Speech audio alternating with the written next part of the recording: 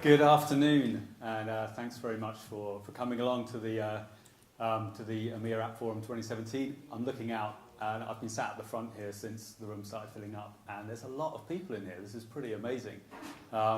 So I'm EMEA CTO. I represent our Chief Technology Office within this region.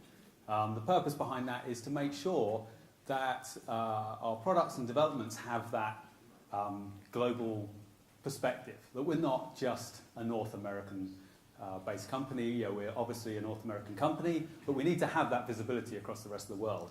So there's another version of me over in the Asia region as well. With a voice of the customers, voice of the partners, working with our local teams to make sure that information feeds back into our global CTO office. I'm also our Director of User Experience Design and Development, so responsible for the development of our all of our products from a front-end perspective. And I'd be remiss to point out, although my presentation today is from a CTO perspective, there is a talk being held tomorrow by Noel Bankston, who's from our New York CTO team, at 5:30 tomorrow, right at the end of the day. Don't miss it, it's absolutely brilliant. Gives you some real insights into how we approach user experience from the company. So, moving on. When I'm not doing my job at Zebra, I like to play music. I just thought I'd give you a little bit of a view into me. That's me over there playing the guitar, the red one. So I'm not feeling a little bit out of place here on the stage. But when I'm not doing that, I'm running. So you probably see me running back in tomorrow morning before we get started again at 9 o'clock. But yeah, Zebra. I've been at Zebra for nearly 18 years, right? All right, okay, I know. 18 years, what keeps someone at the job for 18 years? And I think back and look back over this, it's exciting, right? Every day I get to come to work and think about solutions that affect our users. And if you think about those users, right, the users of that we at Zebra serve, but you also connected via your companies to those users. They are, people working in warehouses, packing boxes, putting things back on shelves. They are people in retail stores serving us as we go and buy things. They are nurses in hospitals, delivery drivers. These are people who are the foundation of life as we know it, right? The life that we consume on a daily basis. And we have the privilege and the responsibility to create solutions for them. And in the CTO office, we're looking at solutions that are like 2, 3, 4, 5, 10 years into the future.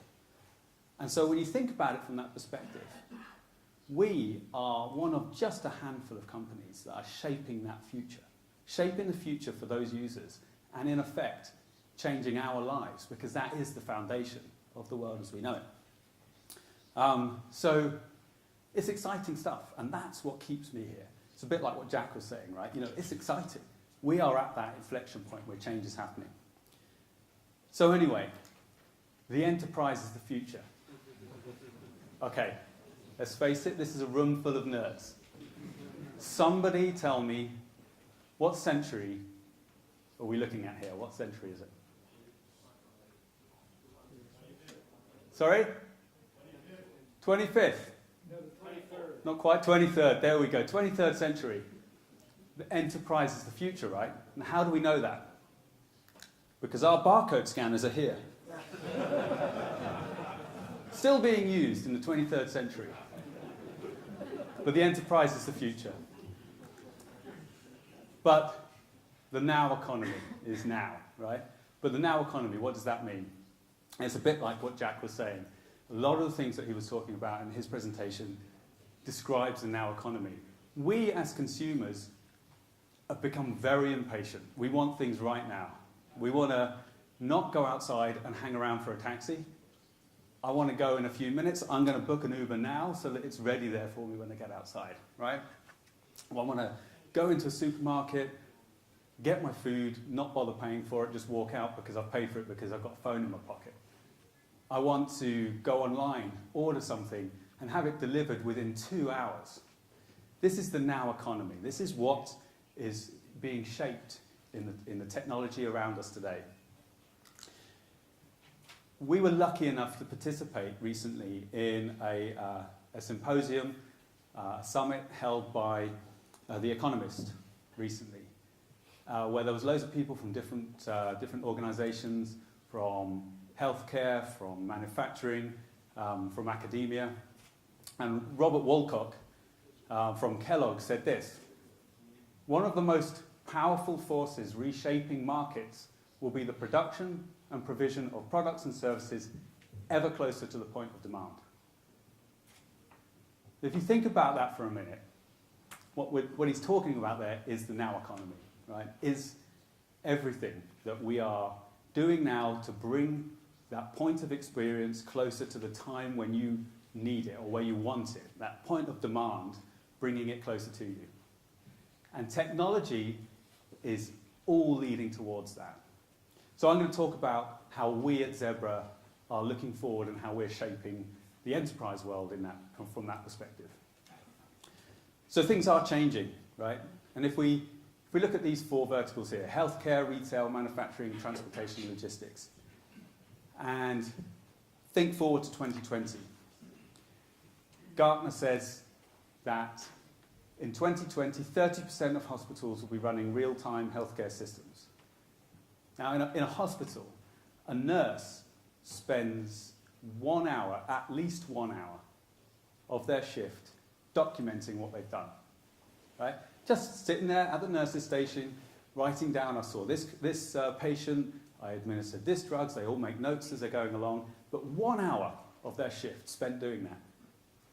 But by 2020, there'll be systems in place that are monitoring their movements, exactly what they're doing as the day goes by, how long they've spent at the hand sink, washing their hands, the quality of their hand washing. Did it meet the metrics required for that hospital? All of this will be just recorded in the background. The net result of that will mean that the nurse will be able to spend that hour that they used to spend documenting at the bedside, doing the things that will make a difference and that really matter. In retail, there'll be 15% of online sales, of all retail sales will be online, excuse me. And right now it's about 8%. So almost double by 2020. 2020, by the way, is not far off, right? It's pretty close. It's actually quite surprising that there's only 8% now. But that actually goes to show that bricks and mortar is not irrelevant. It's still important. Manufacturing, 42% of the global workforce will be mobile workers. So putting technology in the hands of those workers. What do we do with that? How does that change the way in which they work? Do we do task interleaving? Do we give them the ability to choose their job, choose their role for that day? It changes the whole landscape of how they work. And in transportation and logistics, because of that now economy, 15% of shipments by 2020 will be on demand, so within that 2-hour window. That doesn't come easy. That requires a change in thinking. It requires not centralized distribution, but using the store as a fulfillment center. And to do that, you require very accurate inventory within the store, or you're going to disappoint the customers. And as the experience is the king here, they need to have that experience. So, if we look back a bit at where we've come from and where we're going to, it helps us to see what kind of systems we need to create. You go back to the 1990s, that decade there, we created systems that were what we call systems of record, right? So we put mobile devices in the hands of our users. They were able to then capture data automatically and store that on the device, batch that up to a server where it can then be processed and accessed at some point. But this was not real time. This is things that you do an inventory count. You go around and scan things, and that gives you an inventory count. We call this systems of record because it's a snapshot of time. It's a snapshot of time But the moment you take that, something changes. All we know from that is where something or someone should be. Move into the kind of noughties, 2002 to 2008-ish, start bringing the smartphones, you get to be able to have more of an engagement with the consumer or the person that you're working with by presenting information in a different way in real time because you've now got a network card in the device. But moving forward still, this is where we're going towards, right? From the decade that we're in now, up to 2020. We call this systems of reality, and it gives you what's really happening, right? So instead of taking an inventory and being that snapshot in time, we're talking about continuous inventory, constantly recording where the products are in the store, which products are where they are in the store, recording where people are in a warehouse when they're working, those trucks that are driving around, where exactly are they? When you know the reality, the system of reality, where things are, what's really happening as opposed to what should be happening, you can make a whole different choice about when you get people prepared to receive a delivery in a store. You can do that fulfillment in 2 hours because you know exactly what the inventory is, not what we think the inventory is. So let's take a look at the customer journey, right? Everyone will be familiar with this. You know, we plan our journey. Jack doesn't write a list. I should say that, when I go to a store, I might have a list, but my wife doesn't let me go to the store because I tend to come back with things that weren't on the list, something that caught my eye. And so I get told off, so that list that maybe the store just knows and brings a basket to me and says, hey James, take this home before you get in trouble. It's more of a check and balance for me than a desire. So the planning, arrive and connect, you get to the store, you connect, you establish a relationship with the store, interact as you go around, what's happening there, the electronic signs, etc. And then finally the transaction, the payment, and your next step, and this is a cyclic journey, right? So what are we doing to enable this? Just let's take a quick look at the planning trip, right? At the moment, only 3% of shoppers say they do their shopping online, right? Only 3%, that's a very small amount. But IoT, that technology will change that and enable us to connect more with the stores, connect more, give them visibility into our what we have at home, etc. And then enable a more fluid online shopping journey. And if you connect that to the right-hand statistic here, 74% of shoppers are happy to receive text or email offers whilst in order to get guest Wi-Fi. So to get that back, to get that guest Wi-Fi, they're happy to provide their cell number or their email address. And it's a trade-off, right?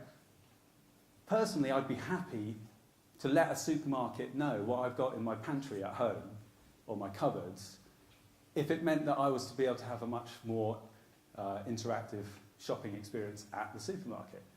I'd be happy with that, and 74% of shoppers probably are as well. But we should think about that and exploit that, understand that, connect that with that, and like I say, that IoT system suddenly changes. Now, there is already IoT at home, right? And by 2020, there'll be 21 billion connected devices. At the moment, those IoT devices at home are a little bit gimmicky, perhaps. By way of example, there's a toaster that will actually print a tweet for you on your toast. I struggle to see the value of this, especially as that tweet will probably be something from Donald Trump. No offense, Americans, I'm sorry. But those devices at home, sorry. Those devices at home, we need to, yeah, I'm not even going there. Yeah, perhaps I shouldn't have started this conversation. British politics is a little bit messed up right now. Okay, where was I? The connected home. Right, so IoT devices at home. They're all great, but unless we do something with them, unless we connect that data, provide that data to other parties, it's meaningless. It doesn't do anything, right? So we'll see, as those 21 connected devices come online, those 21 billion devices come online, we'll see much more connectivity and much more of an experience happening as a result of that. And if this is another survey carried out by Gartner, where they looked at what the customer expectation will be like in 2020, and then what we can do as solution providers to enable that. You know, they want to be connected, they want everything to be convenient, consistent, and contiguous. I want what I want when I want it, right? These start to sound familiar, right? With the way that things are going. Digital store, informed staff, easy to find and available stock, fast checkout. Contextual knowledge and assistance, collaboration and customization. A lot of this fits into what Jack was saying in his presentation, right? You know, and then on the right-hand side here, you see the kind of things that will be done by retailers to make that happen. And actually, if you look here, real-time store monitoring platform, that falls right into our Smart Lens solution, which I'll talk a bit more about, and I'm pretty certain that there's a breakout on that as well. Here it is. Right, so Smart Lens. Smart Lens is a unit, if you haven't heard about this, that sits in the ceiling of right now a retail store. It's focused on retail right now. And it contains different types of sensors, so video, RFID, and ultrasonic locationing. We call it sensor fusion because those sensors don't work in isolation. They work together. They work together to create better context about what's going on. And it gives total visibility, 360 visibility into the store. So to enable the kind of solutions that we see coming forward. What you're seeing up here is the machine vision aspect of the camera inside there, connected with the RFID tags. And you can see the hotspots, which are actually measuring the dwell time, how long someone is sat at a particular product before they move on. So, and then there's a couple of other examples down here, dwell time and find something within the store. Other things that we're working on to enable better visibility into the things that are in the store, again using our machine vision and video analytics capabilities that we've built over the last few years. We now have the capability to capture photographs of the shelves in a grocery store in this case, and actually analyze information such as, you know, are they faced up? Have the products been brought forward? Because that makes a big difference to how many items get sold. Are they turned facing forward? Do they meet the planogram compliance? Even down to being able to read the shelf edge labels and make sure that the shelf edge label matches the product and is up to date. And if it's not, it can automatically send a work ticket to the right person that can then change that and make a difference.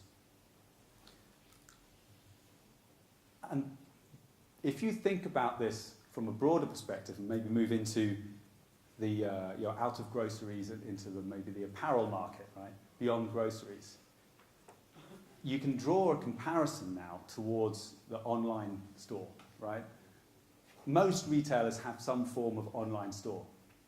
And you would be, well actually this room probably wouldn't be surprised, but the amount of information that someone can get for, you know, of the flow that a consumer has through that website, how long they spend with their mouse over the add to basket before clicking, that decision process can inform what they display next. You know, if it was a quick click, or did they hesitate? Am I going to buy this? Click. All that kind of information. Which website did they come from to get to that website?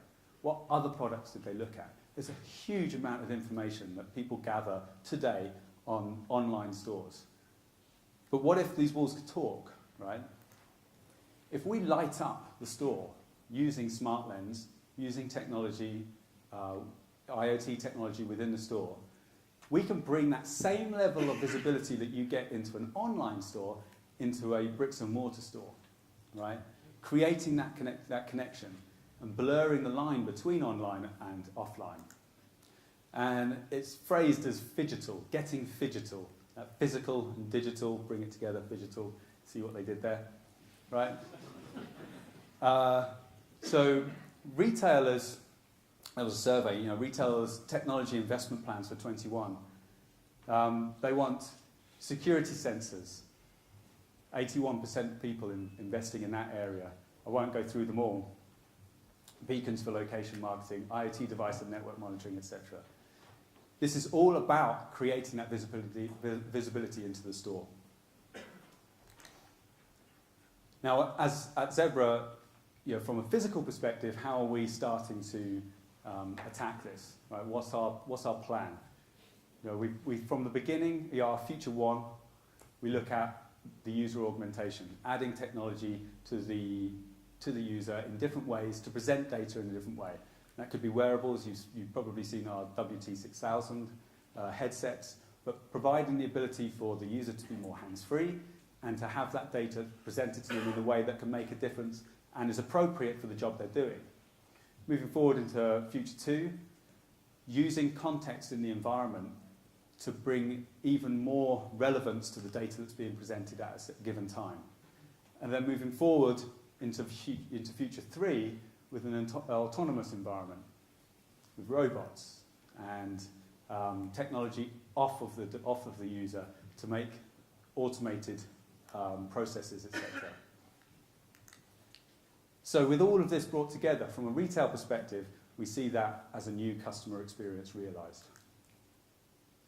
Moving on into transportation and logistics. We were faced by one of our major T&L customers in the US a few years ago with the challenge of how can they optimize the loads of their trailers more effectively. The trailers that you see driving around, from hub to hub, big 40-foot trailers, they carry products that are being moved from distribution center to distribution center around continents. The surprising thing is that if you were to open up the tailgate of that trailer and look inside, it would look absolutely packed. You could not fit a single more box in there. But the kind of boxes that they're shipping tend not to tessellate. So when they're being packed, you get air between the boxes. And actually, if you add up all of that air, it comes to 30% of the load. So the challenge to us was, how can we make that load more efficient, more effective? So what we created was a camera that looks into the back of the trailer whilst it's being loaded and measures the depth of the trailer. And for this room, our early prototypes were based on the Microsoft Kinect, by the way. So it's a similar kind of technology to that. We moved on because the Microsoft Kinect can't see 40 feet into a trailer. But it's the same kind of concept. It measures the depth. Now, when these trailers are being loaded, what happens is someone comes in, the boxes come down this big conveyor belt, and they're being fed into them, and they have to just pile them up and create walls. They call them walls of parcels, right? And they come down and down and down. Eventually, it gets loaded and it gets closed. The problem is that they don't know the quality of that load for 2 days after the trailer is gone. But with our camera, we measure the quality of that wall as it's being loaded, right? And as it measures that, it projects forward and says, if this load carries on in this way, what will happen is the load quality will fall below a certain threshold and it won't meet our requirements. So they send an alert automatically to the load manager who's responsible for all of these trailers. There's like 30 or 40 trailers being loaded there, and a load manager will be responsible for those. That person then goes along and says, hey, let me help you make a more efficient wall. And because they interact with them at a point where they can make a difference, at a time when it matters, they actually affects the whole loading process. And they found double-digit improvements in load efficiency as a result of that, which is quite incredible and saves millions of dollars a year. This is now installed in thousands of dock doors across North America. So with that, I'm going to just quickly show you a video that, that shows the kind of things that this system does. And we call this Smart Pack. What if your loading operations were as smart and connected as the world around them? Then loading workflows are transformed. Managing upstream logistics intuitively becomes more proactive, and downstream operations are more productive and profitable because you'll have in-depth, real-time visibility into your business, giving you the capability to attain peak operational performance via data-driven analytics. Instantly, you can sense what's happening with people, processes, parcels, and productivity. Analyze real-time data that delivers actionable insights and drives intelligent decision-making. And act on that knowledge to simplify, streamline, and take corrective action. This is the new reality with Zebra's Smart Pack trailer. On day one, start increasing trailer fullness and space efficiency, which means less trucks on the road and fuel, maintenance, and operational cost savings.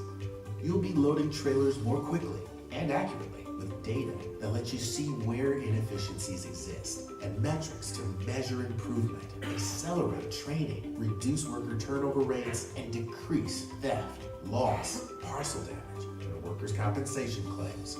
That's the power of having the right tools at the right time to make real-time data-driven decisions while improving the quality, training, and safety of your loading operations.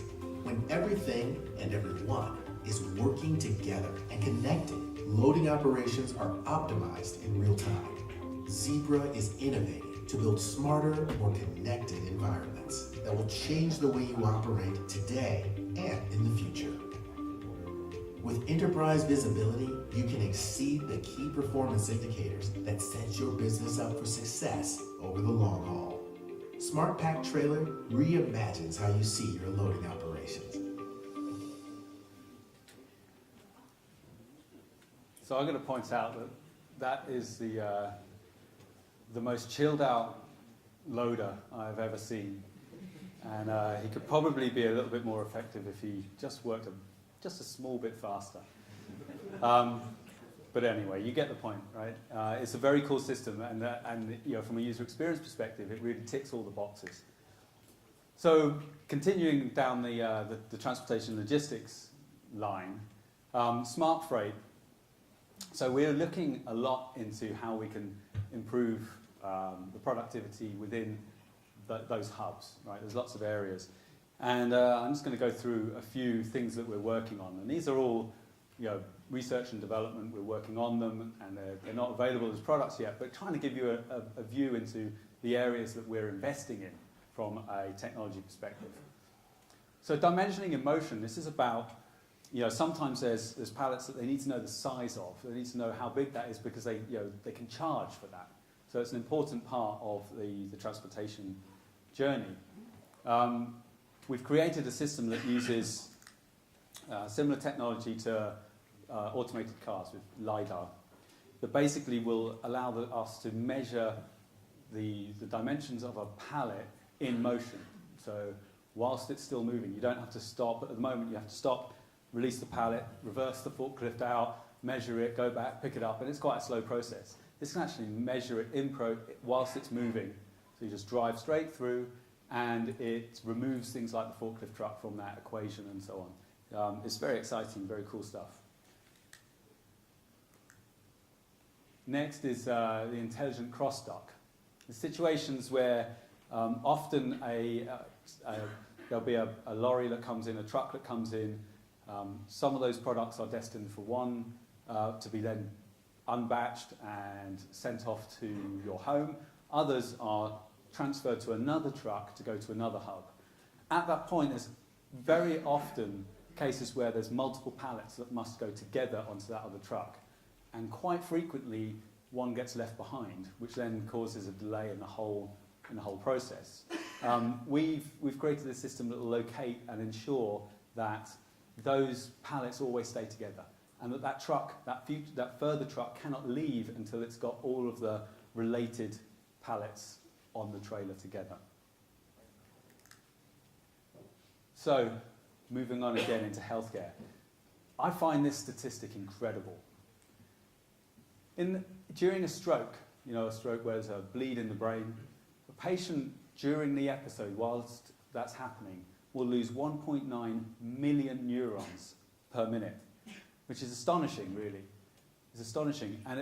But what it highlights is the need for that patient to be treated quickly and in a timely manner. And in fact, the time that it takes to treat that patient can make a huge difference to their outcome afterwards and their quality of life, down to whether they'll have paralysis, ability to speak, etc.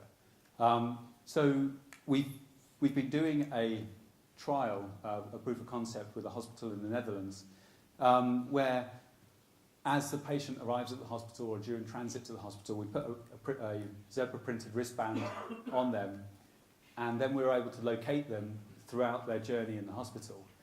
And by providing the clinician a tablet with data as to when they were last seen, the timing of that patient, they can be treated exactly when it makes a difference, rather than the doctor or the nurse making a judgment based on remembering when they were last seen. It alerts them, keeps them up to date, and they can go through the hospital system and be treated far, far quicker. And this is just a proof of concept right now, but it is actually making a difference to the patients who are being treated with this. So to make all this happen, what have we been doing to enable you? Actually, earlier this year, we announced the formation of a new business unit that is within our CTO, focused on building a unified data platform, specifically around IoT and analytics. And we have kind of three aspects of this. The first is to build that data platform. The second is to deliver data-driven solutions that transform workflows. So the kind of things that you've just seen me talking about, they all will be based on this platform that this business unit is focusing on. But finally, and most importantly, this is an enablement platform. It's not about us taking share away from our partners and you guys. It's about enabling you. We need you all to create solutions based on this platform. Hey.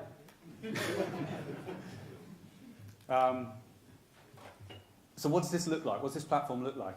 Here's a very high overview of this platform. It starts down here on the bottom layer, where we're capturing information from our hardware, whether it be ours, whether it be our consumer devices or third-party hardware vendors.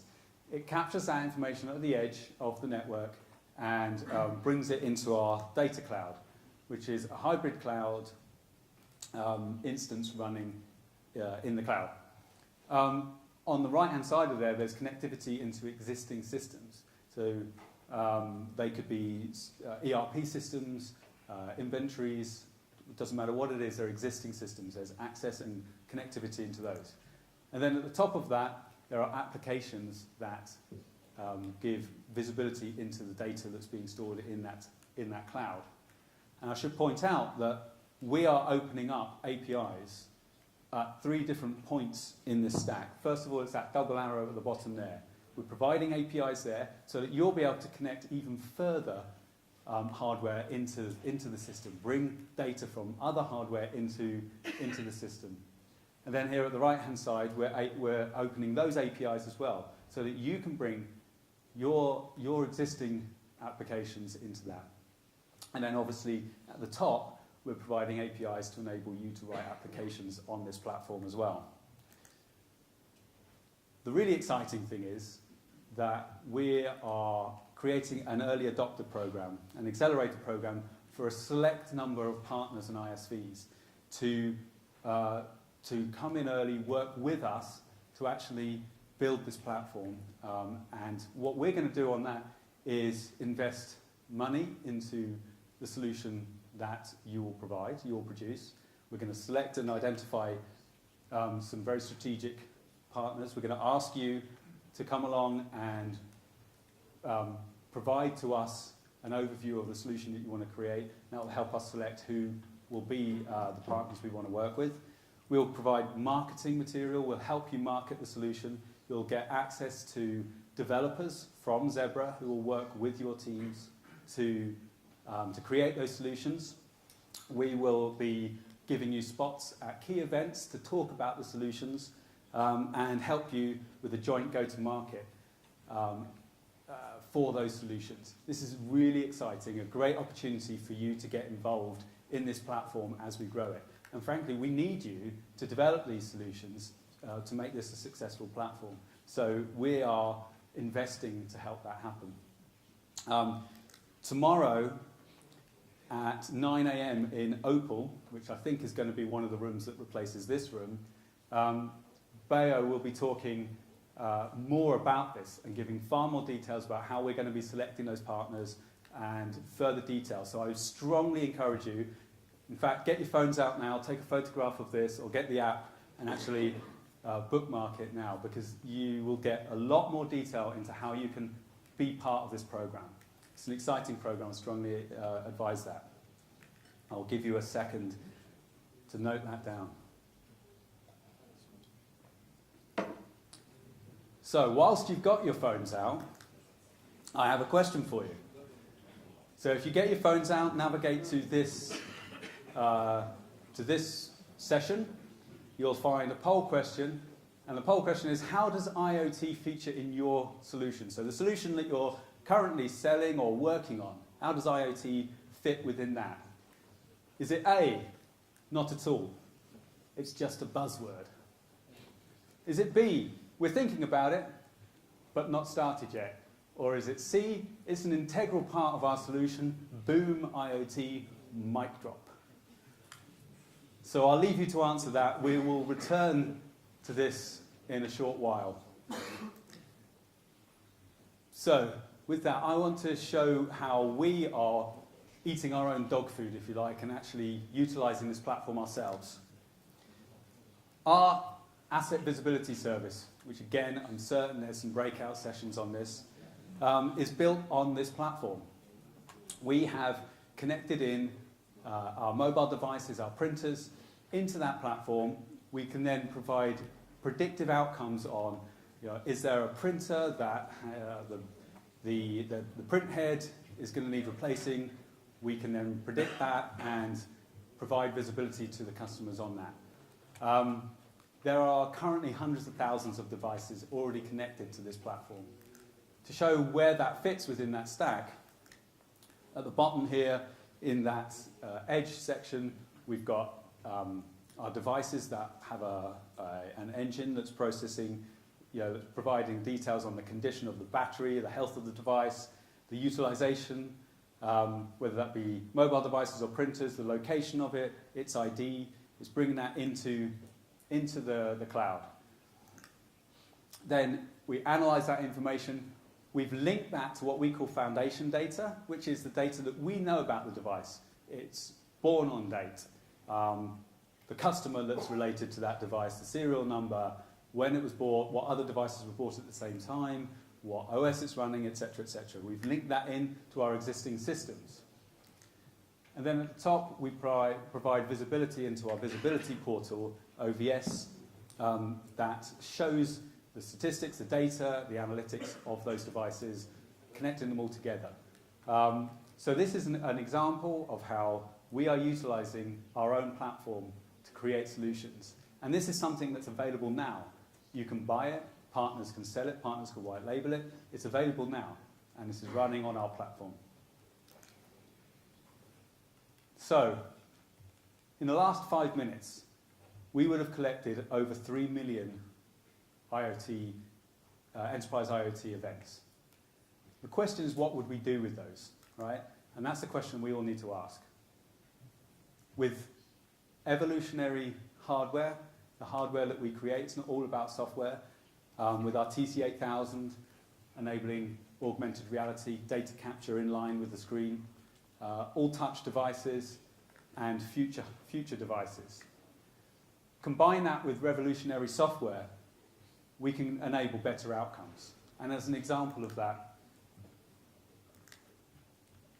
just to bring you forward and give you a sneak peek into where we're going from a hardware perspective.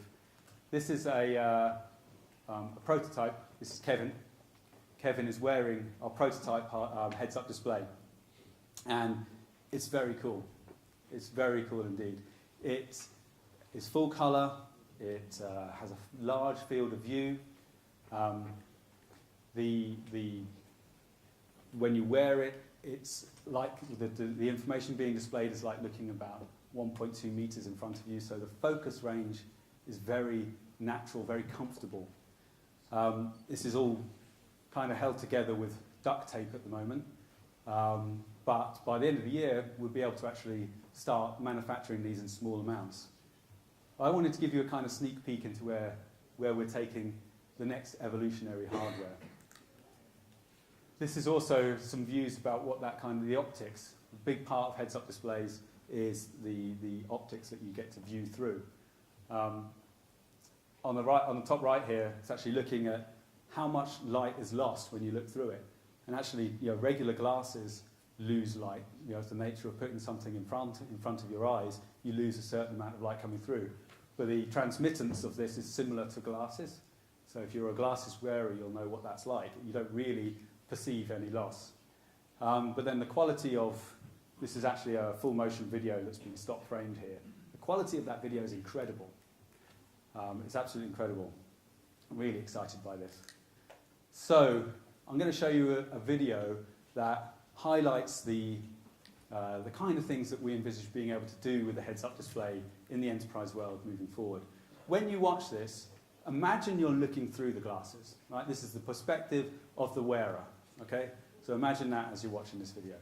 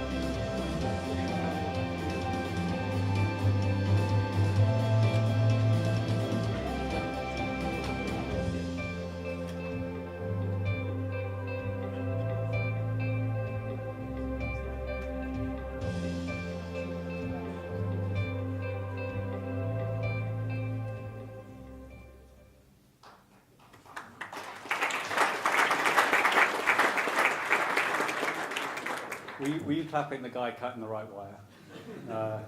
The first room to ever laugh at that, by the way. I think we've hit the right level. The keen-eyed of you will notice that Zatar was mentioned in that. And I forgot to mention earlier that Zatar is actually one of the building blocks of our EIS platform, right? So it's not gone away, it is part of that. So if you're wondering, we were talking about Zatar a lot at the last AppForum. It is still in there. So, it's not always an easy journey, right? This is a bit later on in London Marathon when I was finding the pain a bit too much. I did manage to finish, though, it should be pointed out. So thank you very much. Do we have the results of the poll in here somewhere? Are they next? There they are, look at that. So let's see how we got on. So most people are thinking about it. There's a few mic drop moments, but and a few people with think it's just a buzzword. That's great. So those 62% people, I expect to see you tomorrow morning at 9 o'clock in Bayo's presentation, right? Awesome. Thank you very much for your time. Enjoy the rest of the AppForum. I'll be wearing a black T-shirt, so you can come and talk to me, find me throughout the rest of the event. Thank you.